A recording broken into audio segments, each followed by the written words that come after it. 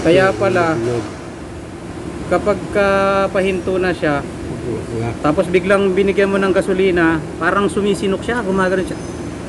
Ayun, ito pala yun.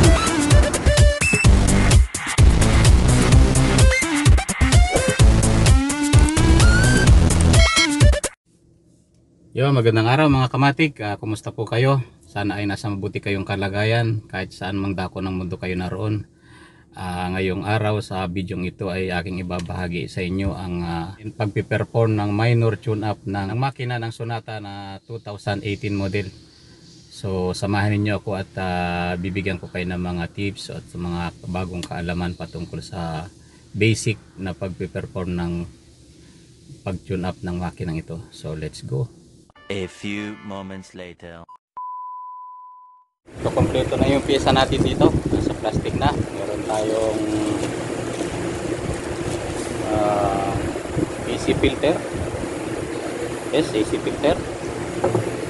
Meron tayong air filter. Meron tayong malaglag. Fuel filter. Yan. Meron tayong cleaner para sa injector, DC ko. Yan. At meron tayo siyempre spark plug. Yan, 4 na piraso. Ito na yan. Mag-umpisa na tayo na mag-engine tune up. So una natin gawin ay mag-suot tayo ng gloves. Tapos tatanggalin natin siyempre yung baterya, yung negative ng ating battery para safety. So meron pong cover dito, plastic engine head cover. Plastic lang to, hilahin nyo lang dito sa harapan, gawing harapan. Yun. Tatanggalin natin tong 4 na coil na to, 1, 2, 3, 4. At gagamit tayo ng 10mm na combination o kahit na back wrench para matanggal itong tornilyo na to. Yan.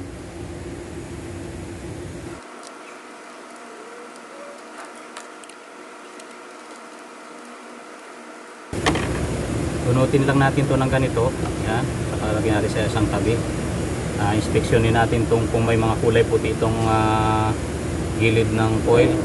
Ibig sabihin nun, kung may makita tayong kulay puti dito, may naglilik yung ating kuryente. So kailangan palitan yun kung meron siyang mga puti-puti dyan sa gilid.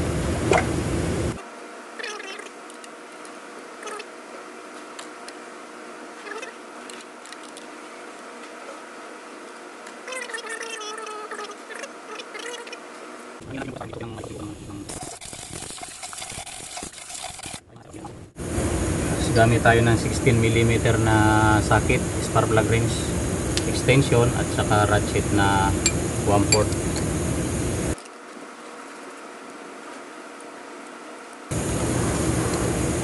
So yun, kung makita ninyo yung spark plug mga kamatik, yung kondisyon ng spark plug nya, sunog na siya, mataas ang clearance, malaki ang clearance.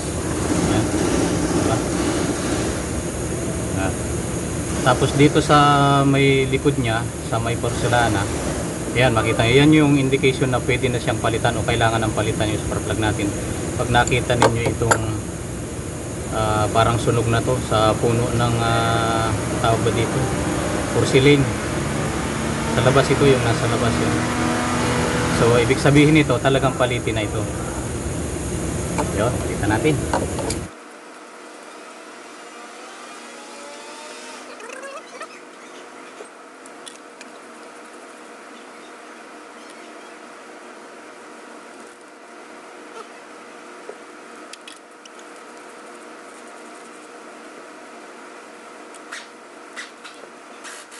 Grabe ang dumi nito, yung tunog niya sa puno.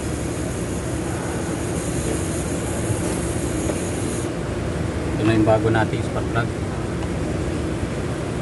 Gagawin natin dito, bago natin ilagay, ay chichikin natin isa-isa yung kanyang gap. Yan, ang gap na to. Dapat hindi siya nakadikit at hindi naman sobrang layo. So okay ang gap nito.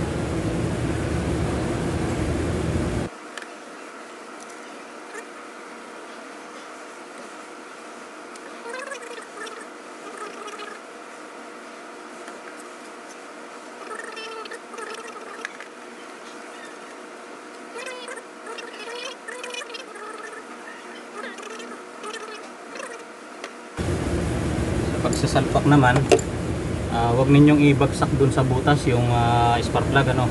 Lagay natin dito sa ating spark plug range, mayroon naman siyang rubber dun sa dulo, sa looban. Nakakapit naman siya dyan. Ayan. Pwede na natin siyang ilagay.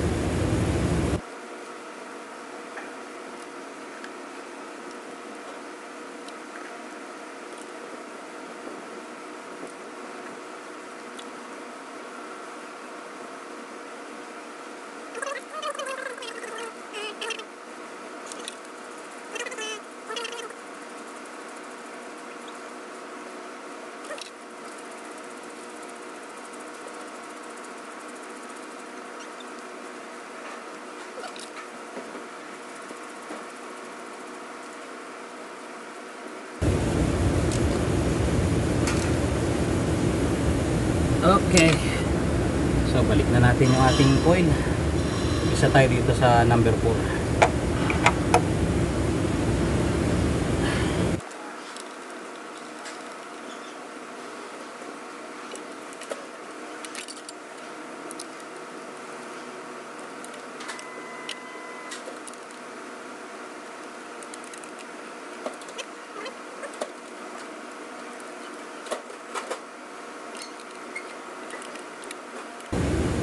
Okay, kompleto na yung spark plug natin. Ibalik na natin yung coil. Maglinis naman tayo ng injector. Tanggalin natin yung mga connector nya. Sakit. Meron lang pinipindot yan dito. Tapos mabubunot muna yan. Medyo matigas siya.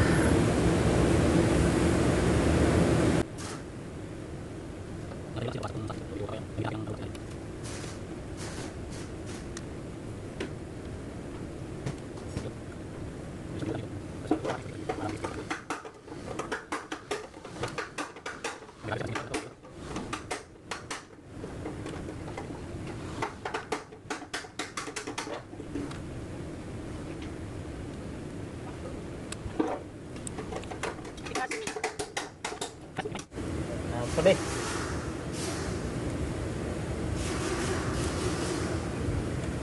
Yan.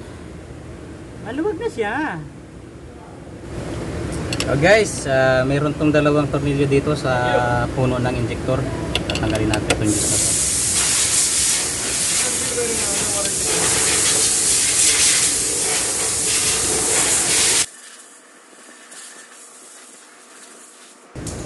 Ingatan nyo to kasi may pressure ito. Pagka bigla nyo tinanggal, masisiritan na yung mga mata.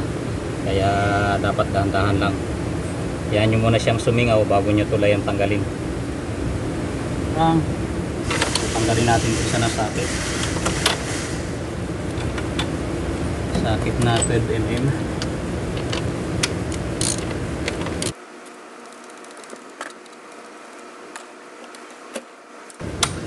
Isa gamitan natin ng back wrench kasi may nakaharang na bracket.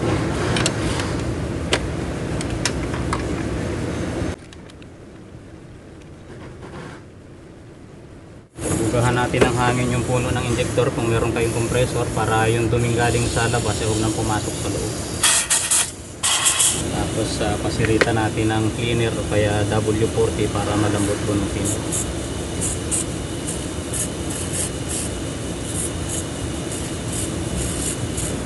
Pwede natin siyang puutan ng screwdriver dito sa may tornilyuhan niya. Yun. So ito yung ating injector. Rubber siya sa dulo, yun yung kumakapit kapag medyo malinis pa naman to, so bugahan lang natin ng cleaner at saka hangin.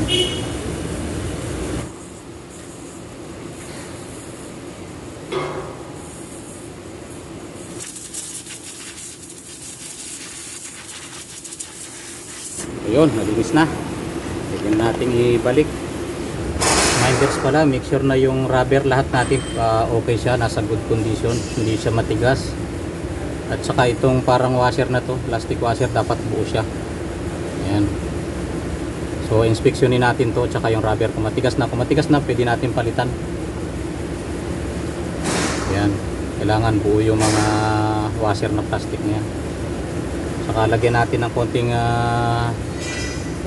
ano to, grasa o langis. Manipis na pahid lang para madulas sa pato. So balik na natin yung fuel line. Itong fuel line, dapat checkin din natin tong rubber. May rubber siya rito. Yan. Checkin natin siya kung okay pa yung kondisyon niya, malambot pa, walang sugat. Yan. Balik na natin. Ito namang ating connector sa kuryente. Kung ibabalik na natin, make sure natin na tuyo yung yung pagsasalpakan at tuyo yung connector. Buhangin na natin siya. Siguraduhin natin na nakalagay yung kulay orange na yan, no? Kasi mag-lose contact yung ating sakit pagka wala yung pinakang insulation na yan. Next naman tayo ng throttle body. Yan.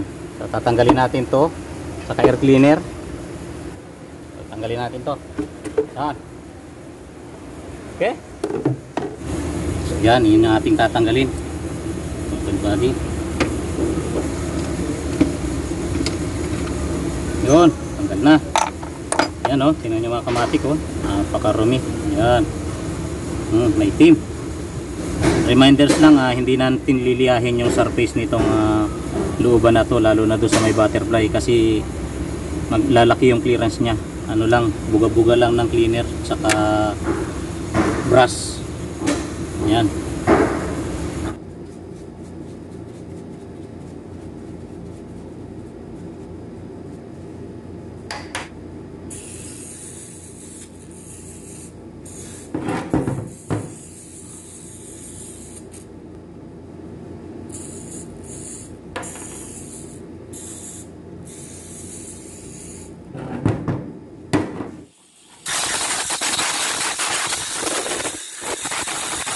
Okay, salpak na natin to.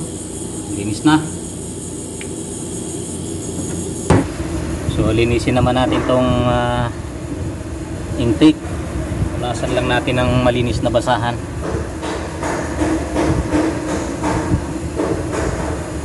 Una natin ibabalik itong ating airflow sensor. Dapat tuyo itong pinakang tip nya. Punasan natin yan. Yan namang rubber, lagyan natin ng konting langis. Manipis na pahid ng langis para hindi siya mahirap ipasok dun sa butas.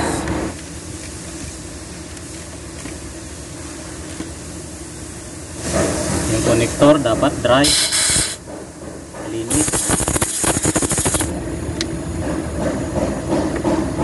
Yun, salpak natin yung ating throttle body. Dapat yung connector din ito malinis din.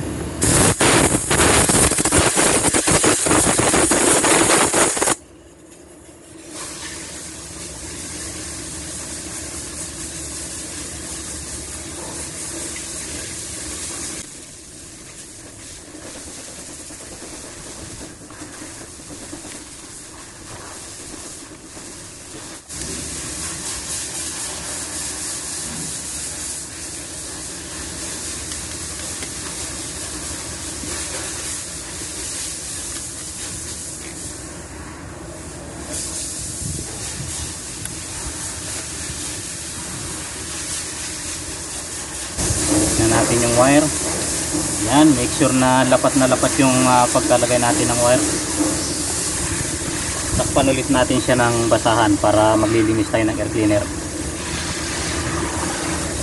Yan. So ito yung air cleaner natin. Pag bukas nito ganito lang, ilahin mo lang dito ito sa gilid. Yan. Yun, makikita mo na yung air cleaner. Pero yung siyang dalawang lock. Ito, buka mo lang yan. Ito, tapos patakin mo sa gitna. Ayan, makikita mo na yung air cleaner natin, oh. Dumi, oh. Ang palitin talaga.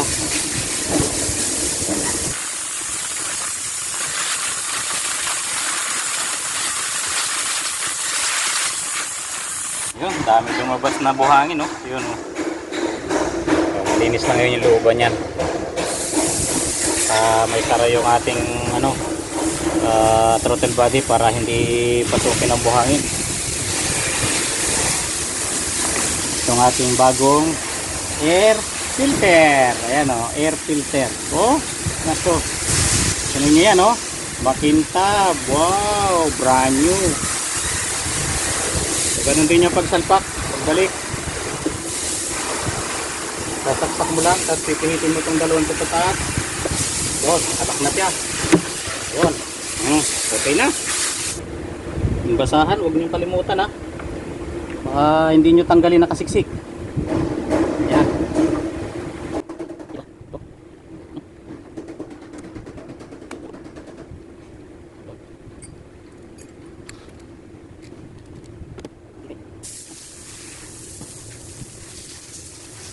Tapos na tayo sa makina. Balik na. Yun. Balik na natin itong cover. Pagbalik niyan, ganyan lang. Oh. Medyo galit ka lang ng konti. Oh. Yun. So, palit naman tayo ng fuel filter sa loob. So ito yung bangko. Angatin lang natin ito pag ganito. Ayan. Medyo galit lang.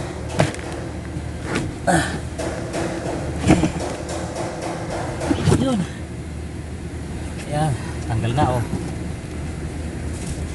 So lalabas muna natin itong bangko na to. Ang upuan niya. So, ito yung ating takip ng fuel pump. Ito may takip na to. So, gamit ulit tayo ng TMM na sakit at ratchet. May 4 na tornilyo sa rito. 1, 2, 3, 4. Yan. Tatanggal na natin yung takip na yan at makikita na natin yung fuel filter sa loob.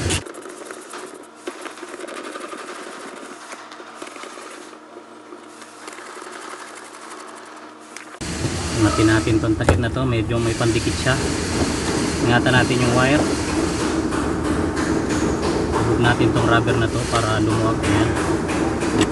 Ayan. So, dito nakikita nyo meron siyang sakit sa kuryente ng fuel pump. Ayan, bunutin natin to, meron siyang pindutan dyan. Ayan, okay, hanap na natin.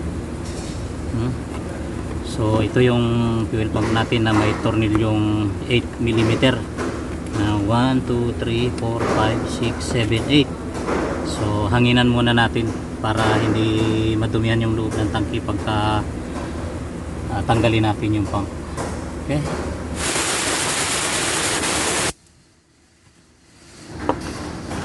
Itong fuel line meron siyang pindutan sa magkabilang gilid dito at sa kabilang gilid. So pipindutin mo lang yan, itutulak mo ng konti paunahan, tapos pindutin mo, tapos saka mo hatakin. Ayun oh, sumirit na siya.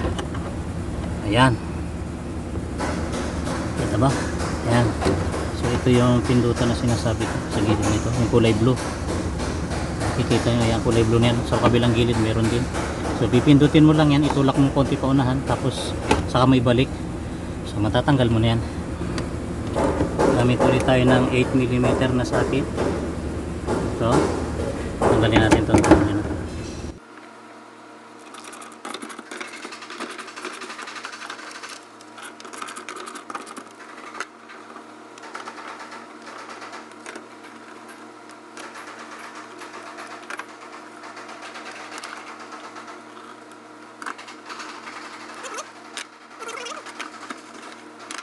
Tanggalin natin tong lock na plate na to.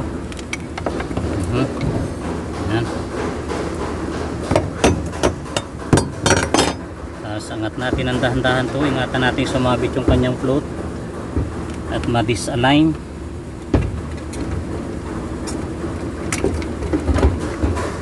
Ayan. Ayan yung float. Okay. Ayan. Tanggalan natin yung ating fuel pump.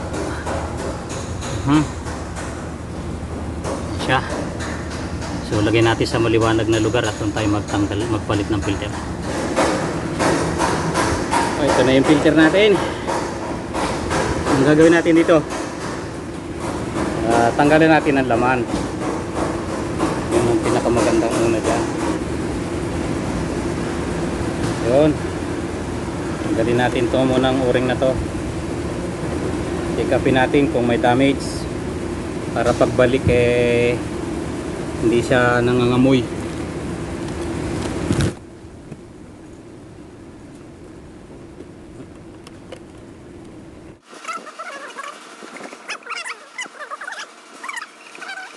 Yan. So, kaya pala kapag pahinto na siya, tapos biglang binigyan mo ng gasolina, parang sumisinok siya, gumagano siya. Ayun, ito pala yun. Ito yung hinahanap ko.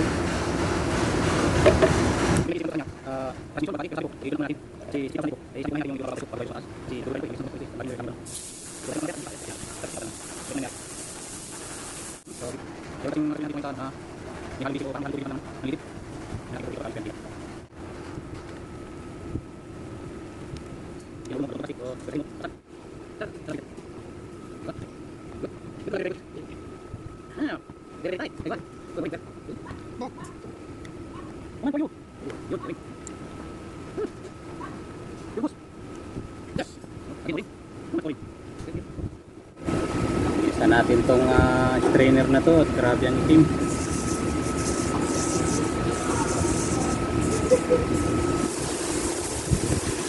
Yan, tapos na tayo maglinis. Salit na natin tong bagong filter.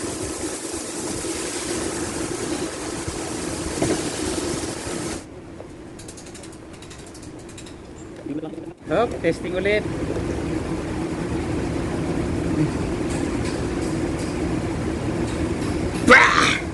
Okay na. Yun, kompleto na mga kamatik yung fuel pump natin. Ating pagpalit ng fuel filter. So babalik na natin tong o-ring.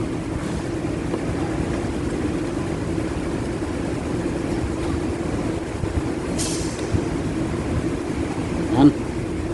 So ready na tayo. Salpak. Let's go. Okay na. Ready na tayo. Salpak natin to.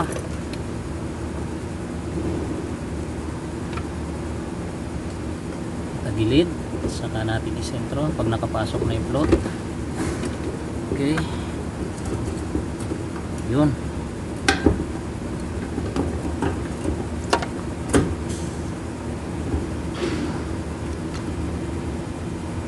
Make sure natin yung o-ring nakalagay.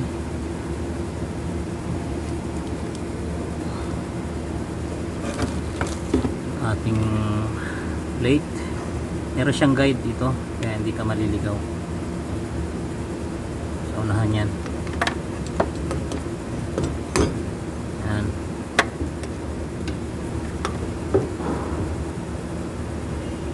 Okay, tornilyo.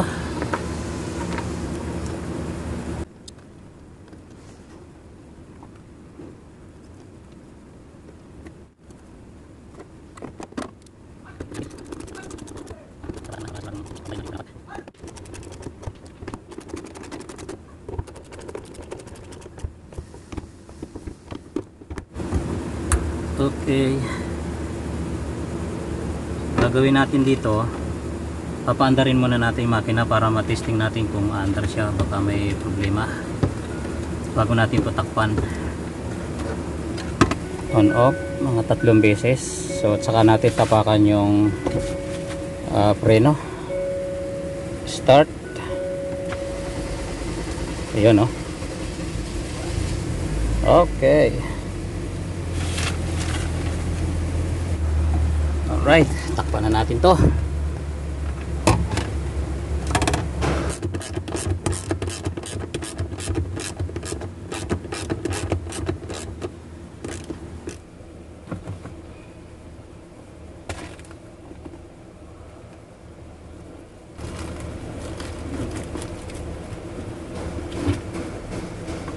Siguraduhin natin na nakalitaw itong mga saksakan ng seatbelt.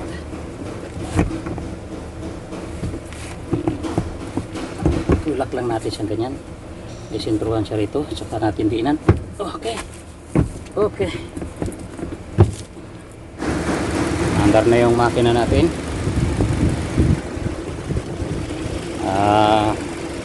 Hugasan na lang natin to at saka linisin. At tapos na tayo. So yun lang ang ating pag-perform ng minor tune-up mga kamatik. Maraming salamat sa inyong panonood. At maraming salamat sa inyong pagsubaybay. At kung kayo po hindi pa nakapag-subscribe sa aking channel ay paki-subscribe lang po, paki-hit ang notification bell, paki-share and like na rin po para marami ang makapanood ng ating video. Hanggang sa muli po, maraming salamat po ulit.